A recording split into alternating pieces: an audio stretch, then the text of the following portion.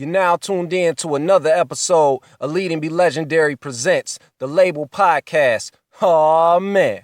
Check. We tuned in to episode 4 of the Label Podcast. I'm your host, Nametag Alexander. Make sure you follow us across all social media platforms. Lead and Be Legendary across the board. More so at LABL Music on Twitter and Instagram. Also, Lead and Be Legendary on Facebook. And make sure you check out the website, leadandbelegendary.net.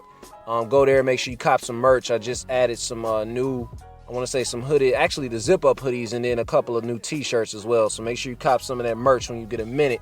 But, make sure you follow me across all social media platforms. Not gonna really drop the handles. Just, like I say, just search Nametag Alexander across the board. I'll pop up. You'll see me, because I might change the handle. So just, like I say, Nametag Alexander across the board. Anyhow, we got a special guest on the podcast today. I did say episode 4. I don't want to get my numbers and shit confused. Fuck it. But we got a special guest on the podcast today. I ain't gonna even say this is technically an interview. We just basically shooting the shit like we always do. My man's is involved in brand consulting. He's also a realtor. He's one of those type of people of just many hats, jack of all trades. We're gonna get right to it. I'm introducing DeAngelus Garcia. Or would you just prefer that we call you Dean Garcia? Like, what you rather rock with? Hey, Dean, it's cool. What's going on, man? Yeah, that's DeAngelus Garcia. We're gonna rock with him and call him Dean. Yeah, because DeAngelus, man, that sounds like a, now that I say it, you sound like you might be a drug lord. Like, I could see that in a movie. I could see DeAngelus like, yo, man, you don't want to fuck with DeAngelus, man. You on that weight? Like, you don't want to fuck with DeAngelus, yo. You want his money. That sound like you could possibly be a good cat, but at the same time, you could be like a violent drug lord. I hear that in that name. I don't know. Hey, man, you be surprised how much I hear that, man. Somebody said that shit. What I tell you, when I'm right, I'm right. See, I called that shit. See? Yeah, man. And then, that whole real estate thing, too. Funny story, bro. Is my first house that I sold was a grow house. So, I'm not a cold hard criminal, but I know a few. A grow house. A grow house, bro. But Great. But shit, man, a lot done came out as of recent. We done touched bases on it off the podcast. Obviously, this is my first time having you as a guest on here. But, a lot of music done dropped, and I see you brushing up, getting hip to, like, a lot of the music that done came out now. And specifically, we got the J. Cole album that came out, For Your Eyes Only. Yeah. Real brief, like, what's your take on it? What you feel about it? Hey, man, I hated it up until the last track. Like, the last verse, man, is what really got my attention. And it made me go back and listen to it a second time. So, no, I kind of like it. So what made you originally not, like, fuck with it like that? You know what? I was talking to a friend of mine, and one of the things that came up was you could just kind of tell that he's not talking from like his own personal perspective throughout the album. So, he's been on this whole black radical thing like the last year or two. Yeah. And I thought that he had just kind of got lost in the sauce and believed in his own hype. And I think that's what a lot of people were probably thinking. But, towards the end of it, and then right at the end, you start to realize that, he's actually not talking about himself. So that was kind of the cool thing. It's like I saw it as like a parallel life, parallel lives with him and his homeboy. You know what I'm saying? Like how he was talking about how he met, Cole himself was talking about how he met somebody, they fell in love, you know what I'm saying? They had a kid and whatnot. But at the same time, it seemed, if I'm not mistaken, it was the same thing that his homeboy did, but his homeboy got caught up in the street life or whatever. So it wasn't nothing like deep. Niggas was making it seem like it was something that was so super deep, and if you just wasn't rocking with it, then something wrong with you. Because my thing is this. I rock with J. Cole. Like, I've been rocking with him since 2009. Like, I remember when my fam had put me up on the warm-up mixtape. And I had heard that. I'm like, yo, this shit is dope. And I found out, like, damn, he do his own beats, too. Hearing that he was a prospect at that time for Roc Nation. I said, well, that's funny because he do actually ball. But hearing that he was supposed to be getting involved with Roc Nation, at the time, I'm like, yo, I think he got the potential to be either just as big as Drake. Because Drake was, just popping too around that time, and people were saying like, "No, Drake, he about to be that next nigga or whatever." I'm like, "Nah, Cole." I kind of had a vision where I thought Cole would be bigger for some reason, but I mean, he's big. He got his own fan base. Obviously, he's huge out here. You know what I'm saying? Pause. But he got a strong following. But at the same time, then, long story short, I rock with him. And it's funny now seeing like, I don't know if this is like his core following that's saying shit like this, or if it's just new people that's fucking with him that's saying shit like basically, if you don't rock with the album like this, then you're kind of stupid. Yeah, making it seem like you slow or some shit. Like if you don't rock with this album like that, then clearly you're a fan of Lil Yachty. Like really, word. Like wow. So it's just not like basically okay. So if I don't like this album, skip past Big Crit, skip past Kendrick, skip past all these other cats that's dropping dope shit. It just I don't want to say decreases down, but you just jump past all these other dope artists that people consider, say are the dope lyricists, the top tier of today's time right now, and just say, oh yeah, you clearly are a fan of Lil Yachty or Lil Uzi Vert if you ain't fucking with this Cole album like that. No, how about... Hey man, you know what's crazy though? What's that? Well, one of the things is that, Lil Yachty is basically like a second, third generation hip hopper. So his father comes from the industry. So just the kind of, thoughts that people attach around, a name, if you like Lil Yachty, this is how you live, or if you like J. Cole, this is how you live. I just think that shit is just funny. All bullshit, man. I think that shit is hilarious, like, because I don't like, because my thing is, I listen to the album, and mind you, I listened to it one time, so I'm not going to go into a full depth, like, oh, well, this album, I'm not going to say, oh, yeah, I thought it was instant classic, or I thought it was whack. I listened to it, and per se, I feel like it is what it is. It's a J. Cole Lane type of album. I didn't expect nothing more. I didn't expect nothing less. That's true, man. And, just like you were saying, like how you were a fan right out the gate, just like thinking back to that time, like 08, 09, when it was like really the first generation of internet rappers. Right. You got your Wiz, and you got your Drake. Yep. You got Cole, and you got your Wale. And... it wasn't looking too hot for him, just from my perspective. He came out. I wasn't buying into it right out the gate. I didn't get into Cole until like Truly Yours too, like right before he was about to drop Born Center. It took a minute. It took a minute for a lot of people to kind of like. I mean, like I say, he had a following since from jump, but it took a minute to become. And that's a part of the game. It's like I don't really expect an artist like that to just popping like soon as they drop like they first mixtape or second mixtape, or that shit gonna take time. Like he's gonna have some longevity in the game, obviously, you know what I'm saying. And just like I don't expect myself to rock with every single project. And like I said, I listened to this once, and I'm not, like I say, I ain't saying it's whack, I ain't saying it's great. I really have to sit and give it another second listen, like, cause I was listening to the songs like, yeah, he's spitting on here, he got some joints. It wasn't set out, and I don't want to spend too much time on the J. Cole album because there's a few other albums I want to touch bases on, but how can I put it? It was an album where I think people had expectations that he was supposed to have a single off of this or something. You know what I'm saying? Mm-hmm. I think that's what it was. You know what it is, bro? What's that? My bad to cut you off. No, you good. I think that just like where music is right now, man, we're in this really corny state where everything has to be like you pledging your allegiance and your loyalty. Like, cause people got it all mixed up to where you can't really allow an artist an opportunity to grow because everything that he puts out, it has to be great. It got to be better than the last time.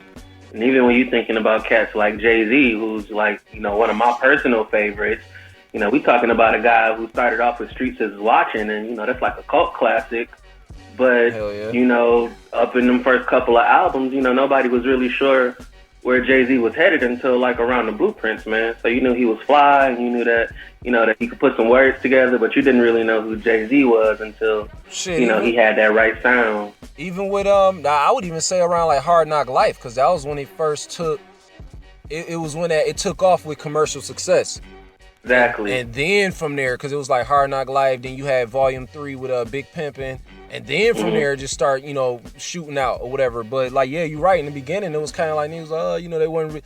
Like I say, he had a following, but niggas just wasn't fucking with it like that. And I think it's the same thing with J. Cole. Not saying like he's like Jay, but I feel like Cole got his lane, and it's like, man, niggas, I don't know, that shit just bugged me out. I'm like, that's why I don't really jump onto the hype beats and really fuck with the internet like that when niggas really drop new projects, because it's like, man, they'll make, like we said it before, like niggas will really take the fun out of enjoying music. Like, oh man, like, and they don't know what they're talking about half the time anyway. All these niggas is It's like, yo, dog, you did not really sit and listen to that shit at all. I'm even admitting, I'm like, I sat down and listened to it once. I can't really just be like, and I do believe you could listen to some shit one time and know whether, hey, I fuck with it, I don't. But at the same time, like, and that's cool. Admit it though. Like, yeah, I listened to it one time. I don't really fuck with it like that. And niggas be listening to it like they just felt like I listened to it once and no, this is the worst shit ever. Like, true thing is here with me. I tell a lot of niggas, I be like, man, when Grinding first came out, man, I knew the beat was hard, but I'm like, man, I couldn't really fuck with it. I might have been in like, I know I was in high school when Grinding first came out. I'm trying to think, was I like in my second year of high school? Might have been like second or third year. Anyway, it was so different because it was like, I knew they was talking about dope, right? I'm like, what the fuck? They rapping so proper though. Like, I can't fuck with this shit, man.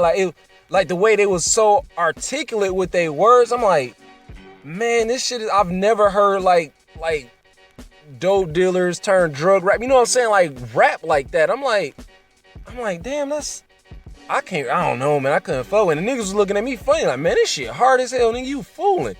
And then I gave it like a couple more listens. I'm like, I said it about like maybe the third listen, like, this is classic. Like, grind and look at it today. Like, it's obviously a fucking classic hip hop song. But my thing is, niggas listen to shit and just they'll judge you for not liking it, like off first listen. Like, dog, it's my first listen. Like you, because everybody define themselves by, you know, what they listen to and how they dress, and this is kind of like my area of expertise where we get into talking about branding and stuff. But all of these things that you do, all these activities that you participate in, is really a representation of your lifestyle. Man, hell yeah, people judge you off the music you listen to. They had the evolution chart, which bugged me out. I was like, man, I'm over this shit. Where they had the Soulja Boy evolve into Young Thug, and it evolved into whatever rapper in between, which evolved to Lil Yachty, and then they had like J. Cole. You know how they had like the man evolve from like Ape or some shit like that or whatever. It was like that, and then they had J. Cole as like man at the top of the chart. Like, I was like, yo, niggas is really acting like he invented relatable rap music, because that's what Cole is to me. Like, Cole can rap. He's so good at rapping about shit where you can relate to it. But he didn't he didn't invent that shit. It's like, yo, like, man, like, chill out. His stance is incredible, man. But like, at the end of the day, like I said, I fuck with J. Cole, man. Another album that bugged me out, where cats was just making it seem like the Childish Gambino album. I fuck with it.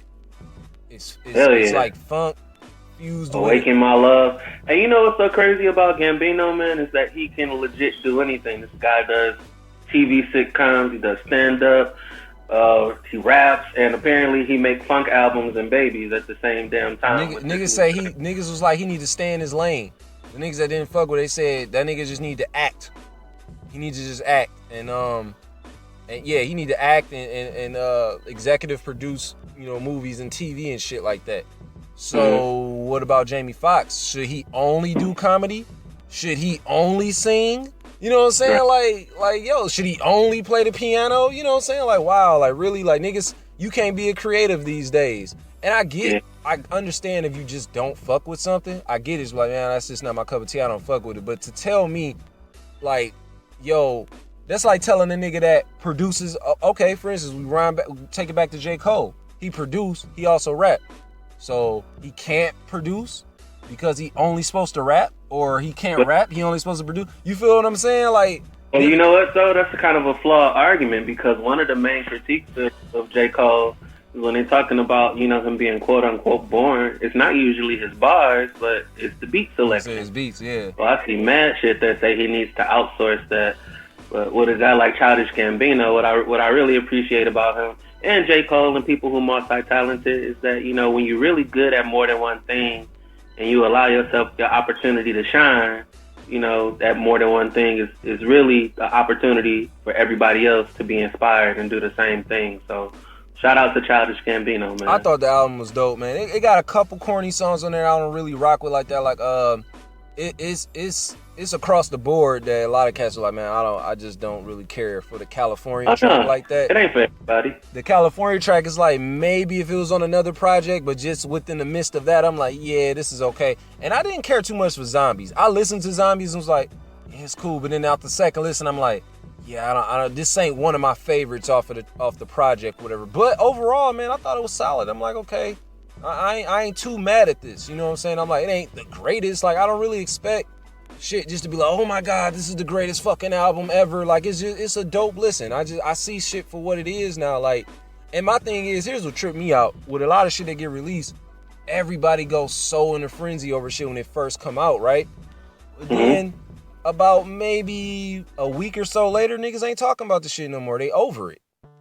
Well, that's kind of the beauty of like media and music right now, right? Because it's almost like as if you were going to the movies. Like, if you like a movie, you're probably gonna, go to the theater and see it. And then maybe if you really like it, you'll see it twice. And when the DVD drop, you'll grab that, or the Blu-ray, whatever it's so you got. I think it's different with music. Nobody's watching the same movie over and over. That's again. what I was about to say. I think it's different with music because music, if you really, really like some shit, you're gonna keep listening to it. Like, over, like, if it's that dope. Because niggas can't tell me when Good Kid, Mad City came out that they wasn't playing that shit consistently, back to back to back, like over and over and over and over again. You know what I'm saying? It's different with a movie. Like, a movie come out, like you say, you're gonna like it. You'll probably watch it once again and cop it on DVD or whatever, or, watch it online or something when it hit on demand or whatever. But it's just different with music. Music got that. You can go right to Spotify now or Apple Music or Tidal or some shit like that. Like, man, let me just play that shit again or throw it on my playlist or whatever.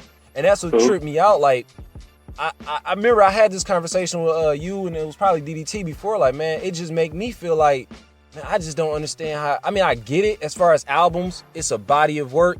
But I just be like, man, niggas put all that into these albums, and yeah, you got niggas that tour or whatever. But it's like you put all this heart behind this album and all this work into it for niggas to only really give a fuck about it for like maybe a week.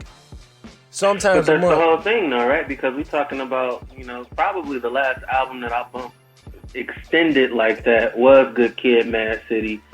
But, a year later, what happened? Beyonce dropped, the self-titled joint with the video album. Yeah. And that completely changed how music was released.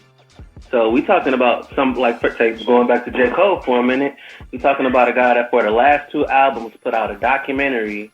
Mm-hmm. And prior to that was putting out, mixtapes and EPs right before he would drop, like a lot of people are doing. So people are creating what's called these immersive experiences around these releases.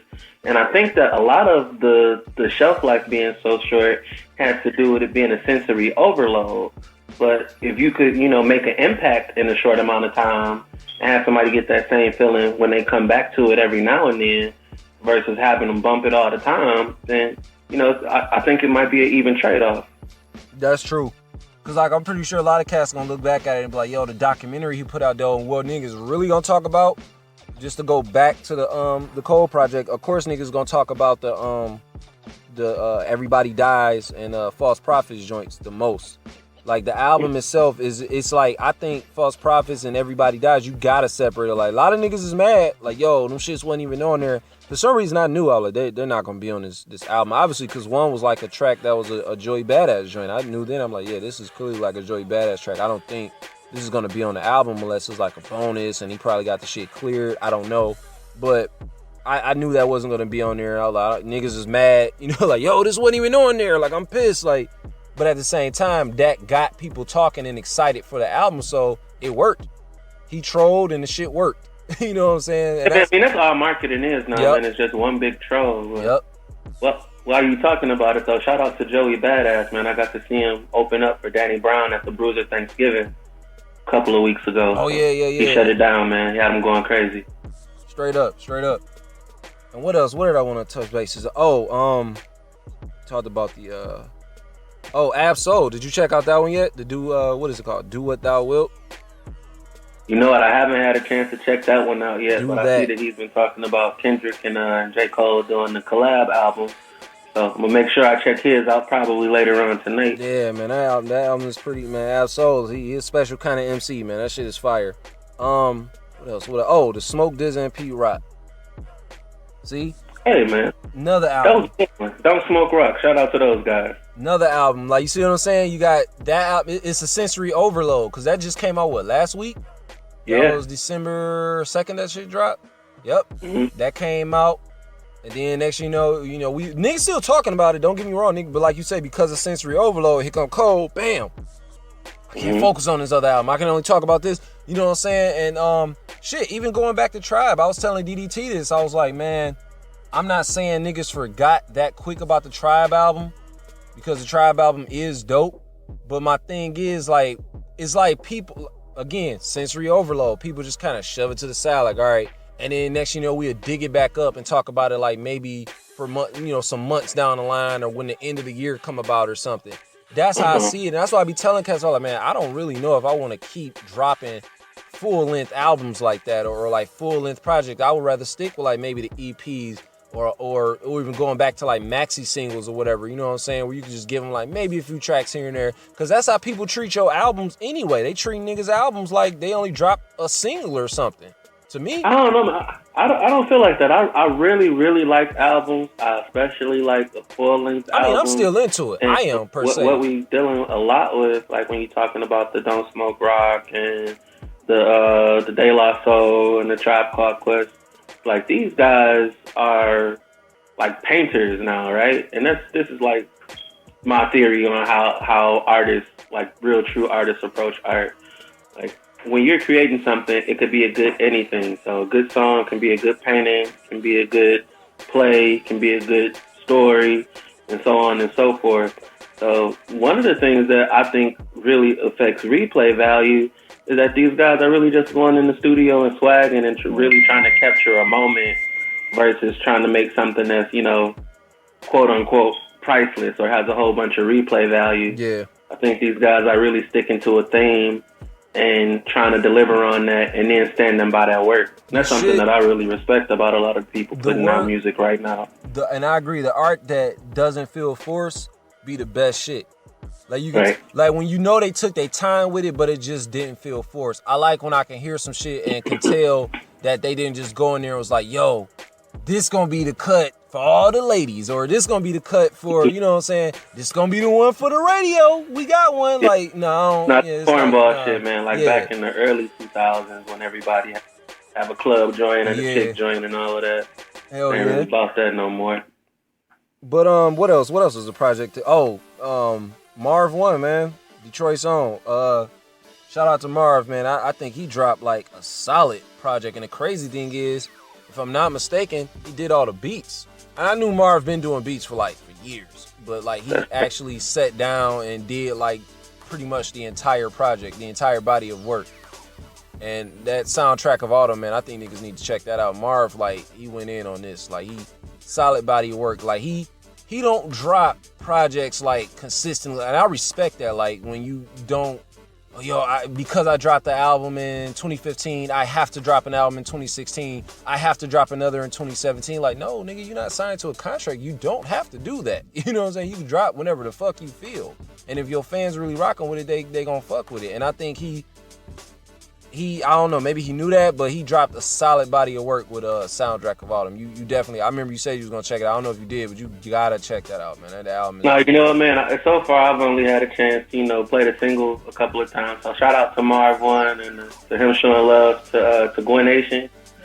But like I said, I don't know if we actually haven't had a chance to talk about it. What, you near a microwave? Company right now, so I've just been really, really busy with trying to get that off the ground and stay on top of whatever releases I can. But Marv is definitely on the list for sure. You near a microwave or something? It sounds like a microwave going off in your back. Oh, no, man. Don't be putting my phone on blast, bro. Oh, this nigga got a microwave going crazy in the background. Keep heating up shit in the microwave doing the podcast. Like, this nigga's mad disrespectful. He's gonna let me go ahead and heat up this Hot Pocket right quick. Nah, man, never that. Fat Father, he had a solid project out too, man. I fucked with Veterans Day, man. I think that shit is solid. Me and Fat Father got a joint together too that Nameless did the beat for, that niggas ain't probably gonna hear for a minute, but when we drop it, niggas will know. But yeah, that's gonna be crazy. Yeah, man. You know how I'm doing, man. I'm always recording myself. I'm always working. You know what I'm saying? I don't know. It's changed now to where I'm not really always in a rush to put shit out. Like, oh, I recorded it, so it gotta hurry up and come out. No, it's like, shit gotta be right, man. I'm just more so with taking time with my shit now, as opposed to just making it good, but then hurrying up and having to just dump it out there. It's like, no, it gotta be a process to this shit. It really do. Yeah, man. I know you got to go and get your incense and your non-champa. The incense, your Sobe and your sun chips. Gotta have your lighting right. I already know how you get down, Tag. Man, my lighting right. No, you got the green tea. You gotta have the right pair of socks on. You can't really. Gotta have your flannel pajamas and shit. Yep. You gotta wear the black socks if you about to write and then record. You can't really wear the white ones. They kind of like fuck up the vibe just a little bit. It's about the vibes, man. Exactly. But you gotta wear a white one and a black one in case you're doing both. So yeah. If you really about to go in, right? It gotta be mismatched. You gotta really fuck with the mismatched socks if you really about to go in. But yo, you got a company that you getting off the ground, man. I seen you. Obviously we talked about it before, but you speaking about it more online. Humble Flei. Like, explain, like, what is that exactly? Like, I'm aware of what it is, but obviously there's gonna be people that tune in. Like, explain to them what it is that you do and the base of Humble Flei. Okay, well, Humble Flei is my branding and project management company. I've been working in entertainment since I was a teenager. I'll be 30 next year. So this is my way of giving back to, the indie arts, the underground scene in Detroit, and the worldwide underground. Just really giving people an opportunity to kind of define what a luxury lifestyle is for themselves, and help different artists and different brands promote themselves and reach those right audiences, people who want to live like them. Straight up. So let them know, like, where you at so far, like online, like, social media. You gotta let them know that, because they gonna want. Okay, cool. So, well, the website is under development right now. It's gonna be a destination for the latest news in music and fashion and entertainment. You could actually get ahead of the game and subscribe right now. Just go to humblefly.com. Humble is spelled regular way, HUMBLE. Fly is FLEI.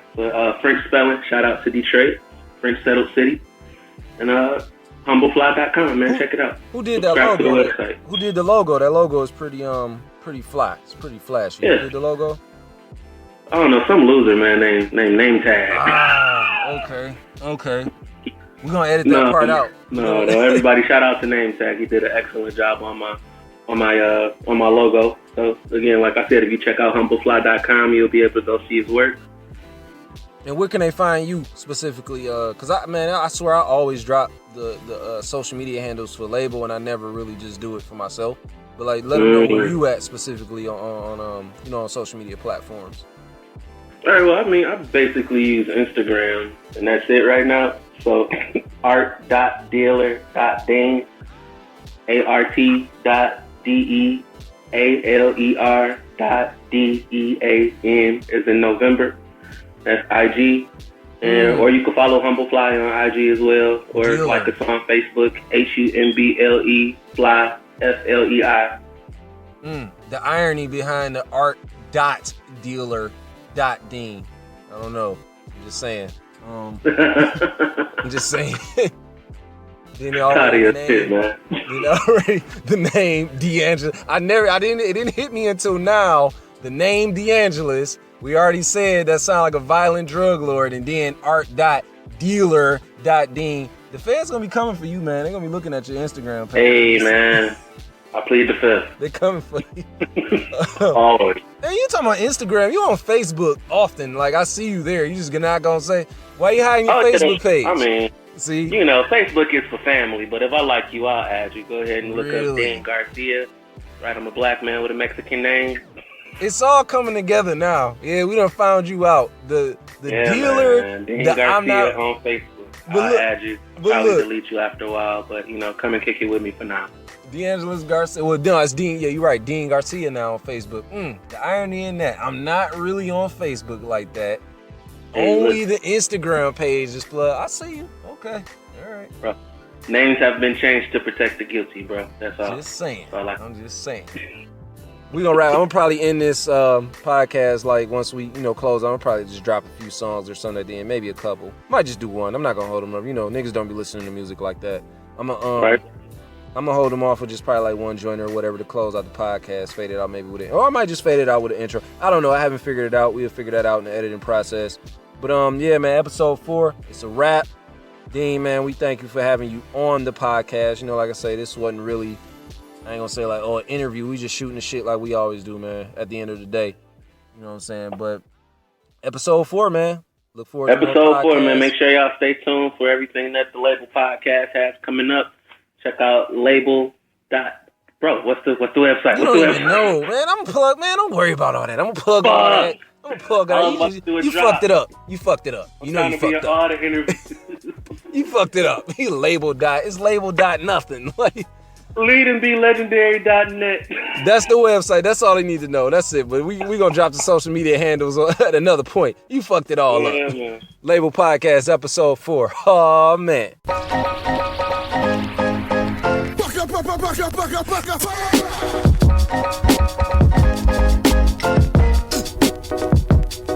Yeah. Lead and be legendary.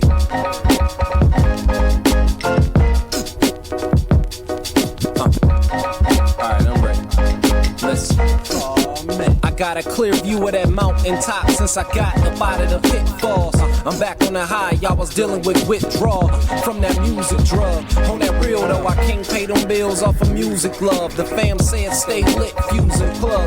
Feel like I've been putting in the work, but not doing enough. While other rappers doing too much, doing the most to be seen. I'd rather take leaps, not take lean. Freddie's back at it, I'm interrupting and fucking up dreams. Reconsider your career path. It's no way that everybody raps. It's no way that everybody's saying this is a passion, it's passionate. Somebody lying and I don't like liars. We ought to air them out. Somebody go loosen the caps on the tires. The pressure is on, tighten the pliers. Check my pockets for a fuck. You will see the load got a lot lighter. I barely got them to give out. I'm D Beasley, keep my head high with my chin out. Be easy, 6'2", 6'3", so they see me. Nothing really changed. It's modified the moniker. It's still named Teasy. Like the harmonica played by Stevie. I'm blessed with a skill. God given, Lord willing, like the whip driven on the clip's debut. But these days I'm more like Jesus, take the wheel. Alert the pharmaceuticals and gather up the pills. This human sicker than usual. He's diagnosed with the ills. Oh man. J.R. Swift, what up?